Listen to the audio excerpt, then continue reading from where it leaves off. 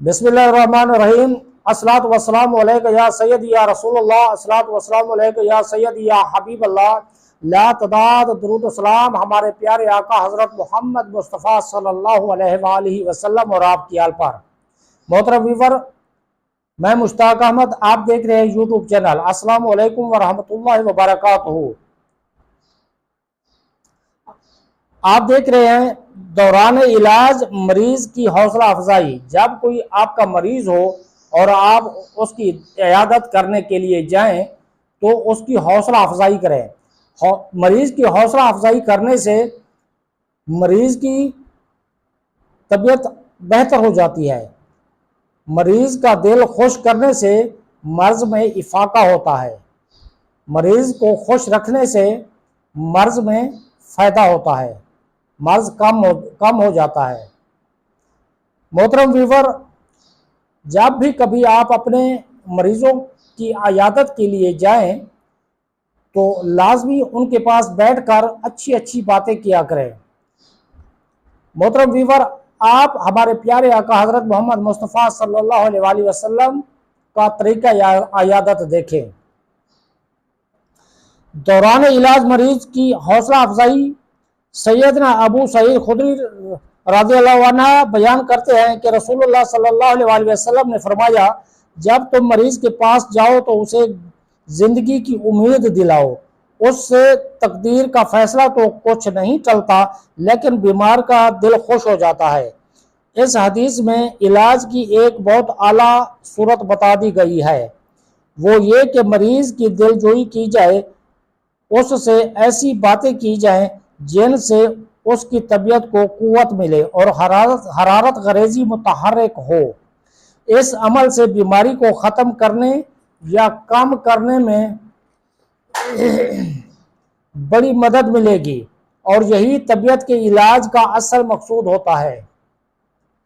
मरीज का दिल खुश करना, उसकी वहशत और परेशानी दूर करना और उसे फरहत बहम पहुंचाना ऐसा अमल है जो बीमारी से मुकम्मल शिफा, उसमें तखफीफ के लिए निहायत अजीब असर रखता है, क्योंकि उसकी वजह से रूह को तक़वियत हासिल होती है और तवानाई बढ़ती है।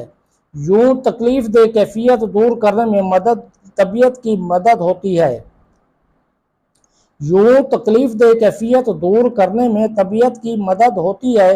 लोगों ने ऐसे बहुत से मरीज देखे हैं कि जब कोई ऐसा शख्स उनकी इयादत को आए जिससे उन्हें मोहब्बत हो या उनके दिल में उसका एहतराम हो, वो उसे देख कर, उससे बातचीत करके और उसकी शफकत पाकर बेहद खुश होते हैं। यूँ उनकी हालत बहुत अच्छी हो जाती है। ये बीमार पुरसी का वो फ़ायदा है जो बराह रास्त बीमार से ताल्लुक़ रखता है। बीमार पुरसी के फ़ायदे 4 किस्म के हैं। मरीज को पहुँचने वाले फ़ायदे, इयादत करने वाले को हासिल होने वाले फ़ायदे, मरीज़ के घर वालों को नसीब होने वाले फ़ायदे, अवाम के हिस्से में आने वाले फ़ायदे। रसूलुल्लाह सल्लल्लाहु अलैहि वसल्लम की इयादत मुबारक ये थी, रसूलुल्लाह सल्लल्लाहु अलैहि वसल्लम की आदत मुबारक ये थी, बीमार से उसकी बीमारी का पूछते, फिर दरियाफ्त फरमाते, आपका क्या हाल है, किस चीज़ को जी चाहता है। फिर उसकी पेशानी या सीने पर दस्त मुबारक रख कर उसके लिए दुआ फरमाते, फिर मुनासिब इलाज तजवीज़ फरमाते। बाज़ औक़ात वज़ू फरमा कर उसका पानी मरीज़ पर डाल देते थे। गाहे गाहे फरमाया करते, ला बासा तहूरुन इंशाअल्लाह, ला बासा तहूरुन इंशाअल्लाह, कोई बात नहीं, इंशाअल्लाह ये बीमारी तुम्हें गुनाहों से पाक करने वाली है। ये कमाल दर्जे की शफकत और बेहतरीन इलाज और निहायत उम्दा तदबीर है। शिफा की उम्मीद भी इलाज है, शिफा की उम्मीद भी इलाज है। रसूलुल्लाह सल्लल्लाहु अलैहि वसल्लम ने ये जो इरशाद फरमाया है, हर बीमारी की दवा मौजूद है। एक तरफ मरीज के लिए हौसला बख्श और ढारस बंधाने वाला है और दूसरी तरफ मालिज के लिए भी निहायत इत्मीनान बख्श है। मज़ीद ये कि اس میں دوا کی تحقیق و تلاش کی ترغیب بھی موجود ہے۔